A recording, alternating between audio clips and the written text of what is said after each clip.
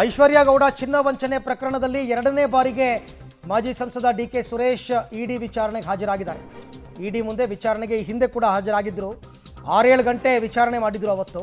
ಇವತ್ತು ಮತ್ತೆ, ಯಾಕೆಂದರೆ ಇಡಿ ವಿಚಾರಣೆಯಲ್ಲಿ ಡಿಕೆ ಸುರೇಶ್ ಹೆಸರನ್ನು ಐಶ್ವರ್ಯ ಗೌಡ ಬಾಯ್ಬಿಟ್ಟಿದ್ರು. ಇಲ್ಲಿ ಅಕ್ರಮ ಹಣ ವರ್ಗಾವಣೆ ಆಗಿದೆ ಅಂತ ಇಡಿ ಅವರು ಕೇಸ್ ದಾಖಲು ಮಾಡಿಕೊಂಡಿದ್ರು. ಶಾಂತಿನಗರದಲ್ಲಿರ್ತಕ್ಕಂಥ ಇಡಿ ಕಚೇರಿಗೆ ಡಿಕೆ ಸುರೇಶ್ ಅವರು ಬಂದಿರೋದು ಸೆಕೆಂಡ್ ಟೈಮ್. ಮೊದಲನೇ ಬಾರಿ ಬಂದಾಗಲೇ ಹೇಳಿ ಕಳಿಸಿದ್ರಂತೆ ಮುಂದೆ ನಾವು ಕರೆದಾಗ ವಿಚಾರಣೆಗೆ ಬರಬೇಕಾಗುತ್ತೆ ಅಂತ. ಅದರ ಪ್ರಕಾರ ಸಮನ್ಸ್ ಕೊಟ್ಟಿದ್ರು ಅನಿಸುತ್ತೆ. ಇವತ್ತು ಇಡಿ ವಿಚಾರಣೆಗೆ ಡಿಕೆ ಸುರೇಶ್ ಅವರು ಬಂದಿದ್ದಾರೆ. ಮತ್ತೆ ಅಕ್ರಮ ಹಣ ವರ್ಗಾವಣೆ ಪ್ರಕರಣದ ಕೇಸ್ ದಾಖಲಿಸಿಕೊಂಡು ತನಿಖೆ ಮಾಡಿದ್ದಾರೆ ಜಾರಿ ನಿರ್ದೇಶನಾಲಯದ ಅಧಿಕಾರಿಗಳು. ಐಶ್ವರ್ಯ ಗೌಡ ಚಿನ್ನ ವಂಚನೆ ಪ್ರಕರಣದಲ್ಲಿ ಡಿಕೆ ಸುರೇಶ್ ಹೆಸರು ಕೇಳಿಬಂದಿತ್ತು, ವಿನಯ್ ಕುಲಕರ್ಣಿ ಹೆಸರು ಕೇಳಿಬಂದಿತ್ತು. ಈಗ ಡಿಕೆ ಸುರೇಶ್ ಸೆಕೆಂಡ್ ಟೈಮ್ ಇಡಿ ವಿಚಾರಣೆಯನ್ನು ಎದುರಿಸೋದಕ್ಕೆ ಅಂತ ಬಂದಿದ್ದಾರೆ. ಸೆಕೆಂಡ್ ಟೈಮ್ ಗೊತ್ತಿಲ್ಲ ಇವತ್ತು ಎಷ್ಟು ಅವರು ವಿಚಾರಣೆ ಮಾಡ್ತಾರೆ ಅಂತ.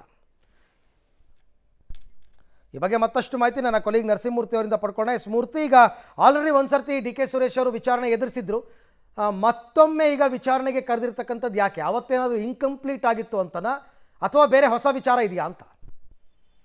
ಅರವಿಂದ, ಕಳೆದ ಬಾರಿ ಕೂಡ ಅಂದ್ರೆ ಕಳೆದ ತಿಂಗಳ ಕೊನೆಯ ವೀಕ್ ನಲ್ಲಿ ಡಿಕೆ ಸುರೇಶ್ ಅವ್ರನ್ನ ವಿಚಾರಣೆಗೆ ಇಡಿ ಅಧಿಕಾರಿಗಳು ಕರೆದಿದ್ರು.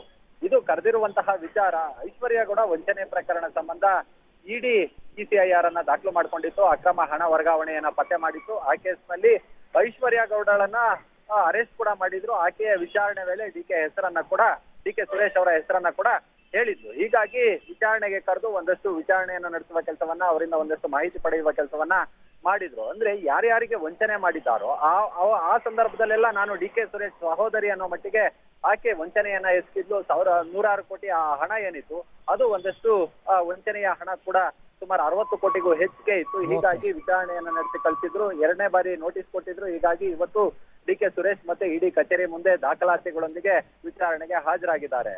ಥ್ಯಾಂಕ್ ಯು ಮೂರ್ತಿ, ತಮ್ಮೆಲ್ಲ ಮಾಹಿತಿಗೆ ಧನ್ಯವಾದ.